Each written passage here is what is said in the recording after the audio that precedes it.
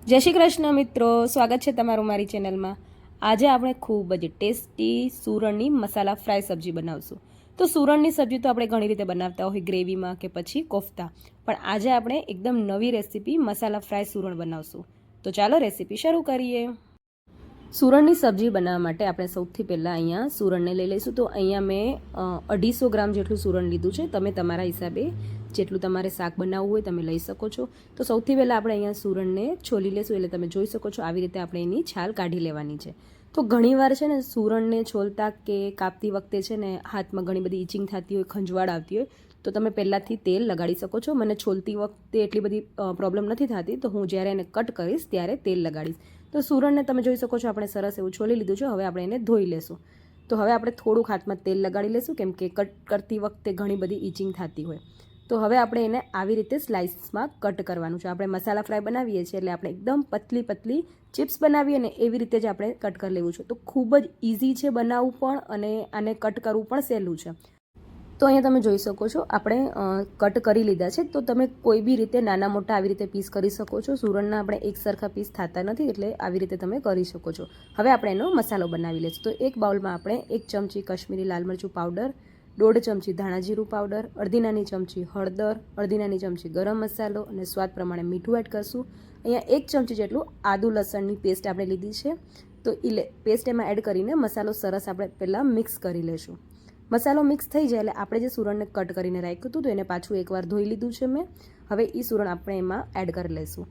ઉપરથી આપણે અહીંયા 2 ચમચી જેટલું તેલ એડ કરશું અને અડધો લીંબુનો રસ એડ કરશું। તો લીંબુનો રસ જરૂરથી એડ કરજો, એનાથી બહુ સરસ એવો ટેસ્ટ આવે છે।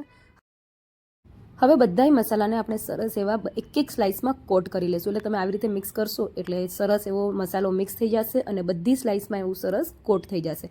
તો હવે આ રેડી થઈ ગયું છે। એને આપણે 10 મિનિટ સુધી રહેવા દેશું, એટલે સરસ મસાલો એમાં ચડી જાય ત્યાં સુધી આપણે એને કોટિંગ માટેનો મસાલો બનાવશું। તો સૌથી પહેલાં આપણે અહીંયા 4 થી 5 ચમચી રવો લેવાનો છે। એકદમ જે ઝીણો રવો આવે સૂજી એ આપણે લેવાની છે। સાથે 3-4 ચમચી આપણે ચોખાનો લોટ લેવાનો છે।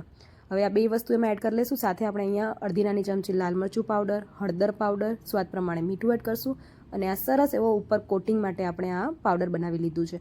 તો આમાં આપણે કોટ કરશું ને તો સૂરણ એકદમ ક્રિસ્પી અને ક્રન્ચી બનીને રેડી થશે। તો મસાલો રેડી થઈ ગયું છે અને આપણે 10 થી 15 મિનિટ થઈ ગયા છે। હવે આપણે એક એક કરીને આવી રીતે તમે જોઈ શકો છો બંને સાઈડ સરસ આપણે આ પાવડરમાં એને કોટ કરી લઈશું। તો બહુ વધારે પડતું નથી લગાડવાનું, તમે આમાં જોઈ શકો છો। બસ એવી રીતે હળવા હાથે એકદમ થોડું થોડુંક આપણે ખાલી એને કોટ કરશું। તો બસ આવી રીતે બિલકુલ આપણે બધી સ્લાઇસીસને કોટ કરી લેશું।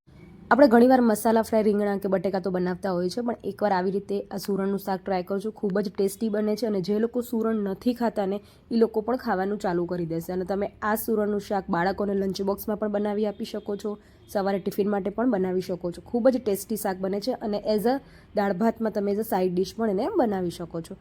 તો બિલકુલ આવી રીતે તમે જોઈ શકો છો બધાય સૂરણને મેં કોટ કરી લીધું છે। હવે ઉપરથી આપણે થોડુંક પાછું આમાં પાવડર એડ કરશું।